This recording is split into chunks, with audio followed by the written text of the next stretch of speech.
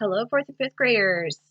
We are on week 3, Be a Perfect Person in Just 3 Days by Stephen Maines.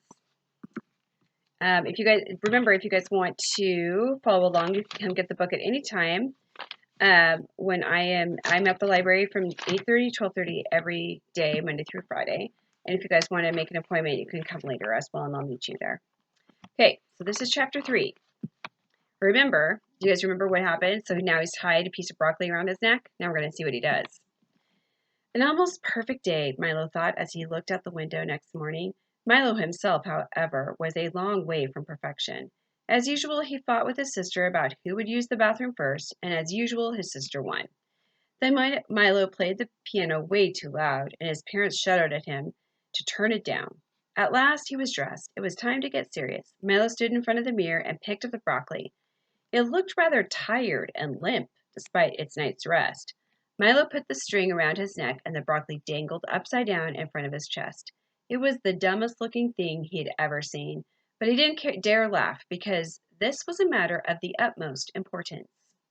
When he realized he would have to eat breakfast and face his family with his green vegetable hanging around his neck, he was not going to be easy, so he kind of dawdled a while. "Milo!" called his mom from downstairs. "You're late for breakfast." Milo looked in the mirror and fiddled with the broccoli. He tried sticking it under his shirt, but all that did was make it look lumpy. His family would never overlook a lump that was that size in a million years. Better to leave the broccoli out where everybody could just admire it. "Milo!" his father hollered. "Get down here!" Milo went downstairs and into the dining room.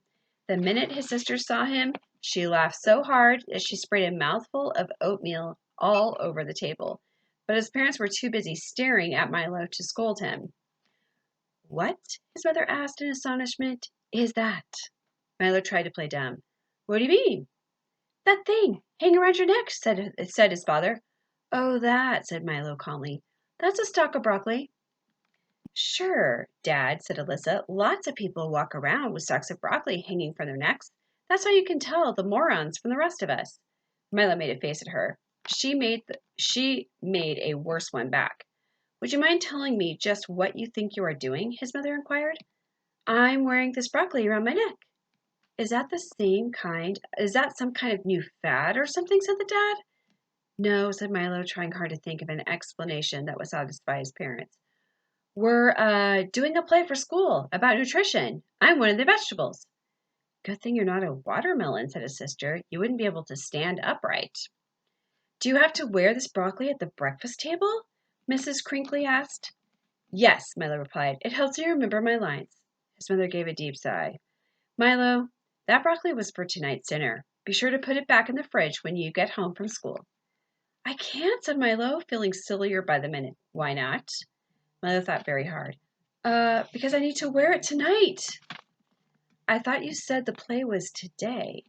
"No, today's the rehearsal. The play is really tomorrow."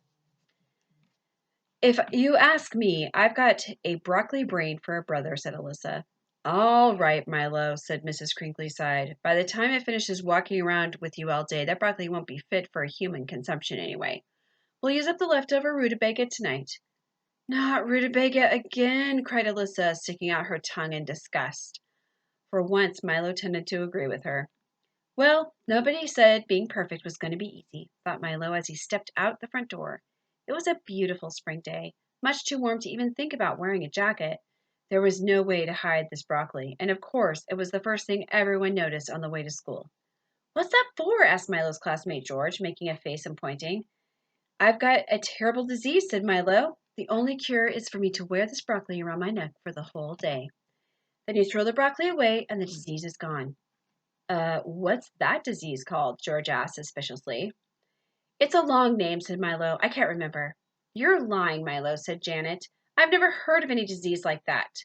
"Me either," said George, and as he stepped in front of Milo and blocked his path. "Give me that," he ordered, and grabbed for the broccoli. But Milo jumped back. Usually Milo backed down from George when he bullied him. This time he was totally unafraid. George grabbed again, but Milo kept leaping away, holding to the broccoli for dear life.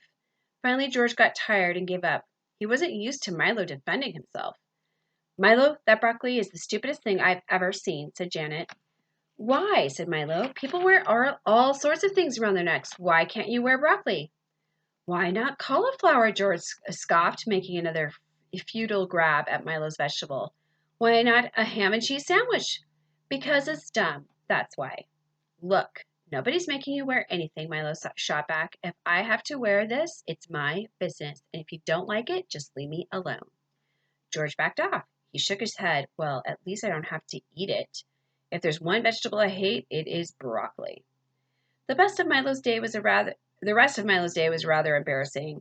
He was the center of attention in every class. When his teachers asked him why he was wearing a stalk of broccoli around his neck, he told them it was his doctor's orders, and yes, he had a horrible disease, and no, he didn't know what it was called, but it wasn't supposed to be contagious. The hardest part was the gym class. So there he is with his broccoli.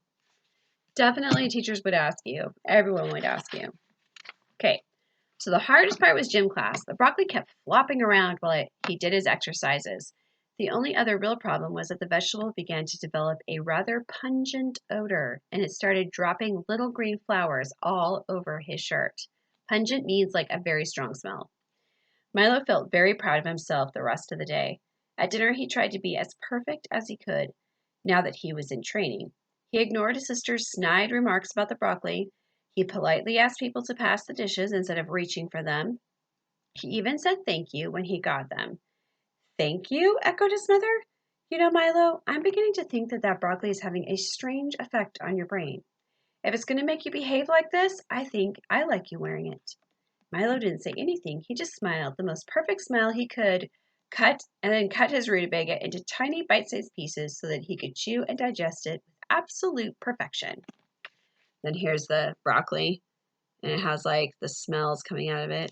If you guys have ever smelled broccoli that hasn't been in the refrigerator for a while, it is very smelly. All right, and that's the end of chapter 3. We will start chapter 4 next week. And I remember that the library is open 8:30 to 12:30. If you guys want to come on over, I will be there. And you guys can make an appointment also to come get books if you would like to do that later in the afternoon. I will see you next week.